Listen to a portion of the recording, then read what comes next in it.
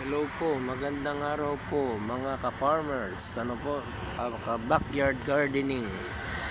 Medyo nalanta po itong tanim natin dahil itong nakaraang araw ay sobra pong lamig.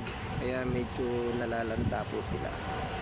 So ngayon po ay mag-harvest tayo ng kangkong. Paano tayo mag-harvest ng kangkong dito? Ito po. Ibig ko lang pong sabihin kukunin na po natin yung mga nila, yung mga tawag dito, bunga. Ito ng bunga ng mga kangkong. Ayan. Dahil ito po ay gagawin nating mga binhi. Sa totoo lang po, ito po ay nagsimula po tayo sa 3 binhi lang dito yung tinanim natin. So ngayon po kukolektahin natin itong mga bunga. Ayan, kaya mag-harvest tayo ng bunga ng kangkong. Ayan, punta po tayo doon para clear maganda at video.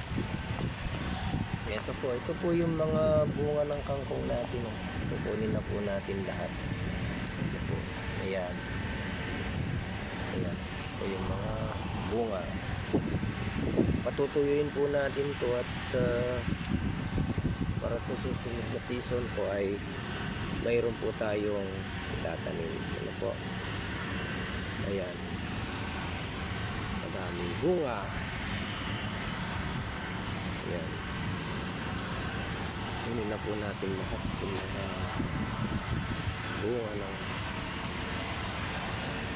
kangkong.